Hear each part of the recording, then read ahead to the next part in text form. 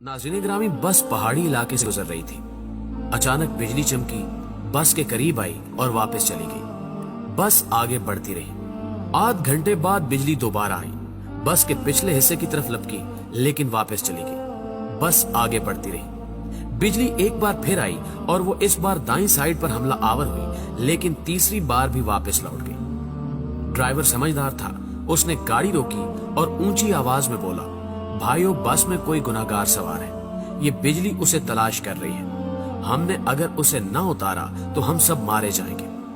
बस में सरासीमगी फैल गई और तमाम मुसाफिर एक दूसरे को शक की नजरों से देखने लगे। ड्राइवर ने मशवरा दिया, सामने पहाड़ के नीचे दरख्त है, हम तमाम एक एक करके उतरते हैं और उस दरख्त के नीचे खड़े हो जाते हैं। हम में से जो गुनाहगार होगा, बिजली उस पर गिर जाएगी और बाकी लोग बच जाएंगे। ये तजवीज काबिल अमल थी। तमाम मुसाफिरों ने इत्तेफाक किया। ड्राइवर सबसे पहले उतरा और दौड़कर दरख्त के नीचे खड़ा हो गया। बिजली आसमान पर चमकती रही, लेकिन वो ड्राइवर की तरफ नहीं आई। वो बस में वापस चला गया। दूसरा मुसाफिर उतरा और दरख्त के नीचे खड़ा हो गया। बिजली ने उसकी तरफ भी तवज्जो नहीं दी। तीसरा मुसाफिर भी साफ बच गया। यूं मुसाफिर आते रहे, दरख्त के नीचे खड़े होते रहे और वापस जाते रहे, यहां तक कि सिर्फ एक मुसाफिर बच गया। ये गंदा मजहूल सा मुसाफिर था। कंडक्टर ने उसे तरस खाकर बस में सवार कर लिया था। मुसाफिरों ने उसे बुरा भला कहना शुरू कर दिया। लोगों का कहना था कि हम तुम्हारी वजह से मौत के मुंह पर बैठे हैं, तुम फौरन बस से उतर जाओ। वो उससे उन गुनाहों की तफसील भी पूछ रहे थे जिनकी वजह से एक अजियतनाक मौत उसकी मुंतजिर थी। वो मुसाफिर उतरने के लिए तैयार नहीं था, लेकिन लोग उसे हर कीमत पर बस से उतारना चाहते थे। मुसाफिरों ने पहले उसे बुरा भला कहकर उतरने का हुक्म दिया, फिर उसे प्यार से समझाया और आखिर में घसीट कर उतारने लगे। वो कभी किसी सीट की पुष्ट पकड़ लेता था, कभी किसी राड के साथ लिपट जाता और कभी दरवाजे को जप्फा मार लेता, लेकिन लोग बाज ना आए। उन्होंने उसे जबरदस्ती घसीट कर उतार दिया। ड्राइवर ने बस चला दी। बस जो ही गुनाहगार से चंद मीटर आगे गई, धाड़ की आवाज आई, बिजली बस पर गिरी और तमाम मुसाफिर चंद लम्हों में जलकर भस्म हो गए। वो गुनहगार मुसाफिर 2 घंटों से मुसाफिरों की जान बचा रहा था। नाज़रीन ग्रामी, मुझे किसी साहब ने एक दिलचस्प वाकया सुनाया। वो तुर्की के रास्ते यूनान जाना चाहते थे। एजेंट उन्हें तुर्की ले गया। ये अजमेर शहर से दूसरे लोगों के साथ बर्फबारी का इंतजार करने लगे। सर्दियां यूरोप में दाखिले का बेहतरीन वक्त होता था। बर्फ की वजह से सिक्योरिटी एहलकार मोर्चों में दुबक जाते थे। बॉर्डर पर गश्त रुक जाता था और एजेंट लोगों को कश्तियों में सवार करते थे और उन्हें यूनान के किसी साहिल पर उतार देते थे। ये एजेंटों की आम प्रैक्टिस थी। उन साहब ने बताया कि हम तुर्की में एजेंट के डेरे पर पड़े थे। हमारे साथ गुजरांवाला का एक गंदा सा लड़का था। वो नहाता भी नहीं था और दांत भी साफ नहीं करता था। उससे खौफनाक बू आती थी। तमाम लोग उससे परहेज करते थे। हम लोग दिसंबर में कश्ती में सवार हुए। हम में से कोई शख्स उस लड़के को साथ नहीं ले जाना चाहता था। हमने उसे रोकने की कोशिश की, लेकिन वो रोना शुरू हो गया। एजेंट के पास वक्त कम था, चुनांचे उसने उसे ठुड्डा मारकर कश्ती में फेंक दिया। कश्ती जब यूनान की हदूद में दाखिल हुई तो कोस्ट गार्ड एक्टिव थे। यूनान को शायद हमारी कश्ती की मुखबरी हो गई थी। एजेंट ने मुख्तलिफ रास्तों से यूनान में दाखिल होने की कोशिश की, मगर हर रास्ते पर कोस्ट गार्ड थे। इस दौरान उस लड़के की तबीयत खराब हो गई। वो उल्टियां करने लगा। हमने एजेंट से एहतजाज शुरू कर दिया। एजेंट टेंशन में था, उसे गुस्सा आ गया। उसने 2 लड़कों की मदद ली और उसे उठाकर यख पानी में फेंक दिया। वो बेचारा डुबकियां खाने लगा। हम आगे निकल गए। हम अभी आध किलोमीटर आगे गए थे कि हम पर फायरिंग शुरू हो गई। एजेंट ने कश्ती मोड़ने की कोशिश की।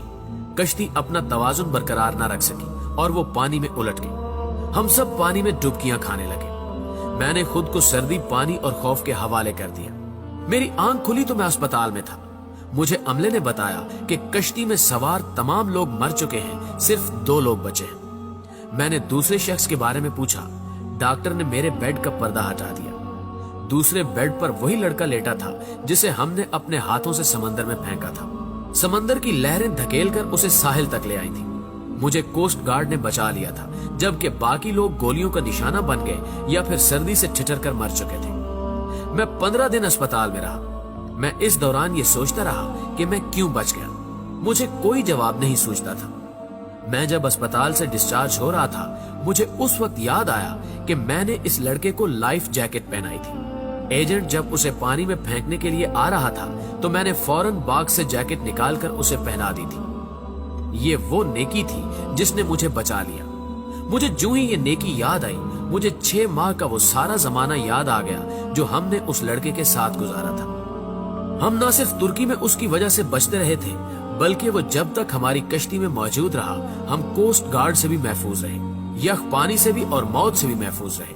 हमने जो ही उसे कश्ती से धक्का दिया, मौत ने हम पर अटैक कर दिया।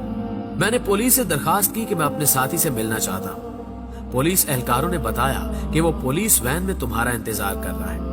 मैं गाड़ी में सवार हुआ और जाते ही उसे गले लगा लिया। मुझे उस वक्त उसके जिस्म से किसी किस्म की बू नहीं आ रही थी। मुझे मालूम हुआ कि मेरे साथियों को उसके जिस्म से अपनी मौत की बू आती थी। ये उन लोगों की मौत थी जो उन्हें उससे अलग करना चाहती थी, और जो ही अलग हुए सब के सब मौत की आगोश में चले गए। नाज़रीन ग्रामी, मेरे एक बुजुर्ग दोस्त जवानी में अरबपति थे, लेकिन उनकी जिंदगी का आखिरी हिस्सा उसरत में गुजरा। मुझे उन्होंने एक दिन अपनी कहानी सुनाई। उन्होंने बताया कि मेरे वालिद मिल में काम करते थे, गुजारा मुश्किल से होता था। उनका एक कजन माजूर था। कजन के वालिदैन फौत हो गए, उसके आगे पीछे कोई नहीं रहा। मेरे वालिद को तरस आ गया और वो उसे अपने घर ले आए। हम 5 बहन भाई थे। घर में गुर्बत थी और ऊपर से एक माजूर बच्चा सर पर आ गया। वालदा को वो अच्छे नहीं लगते थे। वो सारा दिन उन्हें कोसती रहती थी।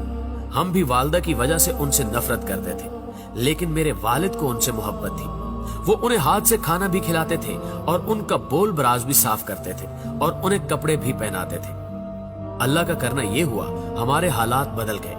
हमारे वालिद ने छोटी सी भट्टी लगाई। ये भट्टी कारखाना बनी और वो कारखाना कारखानों में तब्दील हो गया। हम अरबपति हो गए। 1980 की दहाई में हमारे वालिद फौत हो गए। वो चचा तरके में मुझे मिल गए।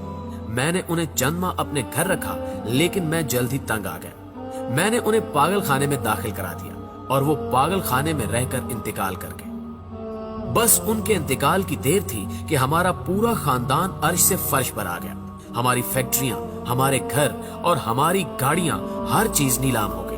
हम रोटी के नवालों तक को तरसने लगे। हमें उस वक्त मालूम हुआ कि हमारे माजूर चचा हमारे रिज्क की जमानत थे।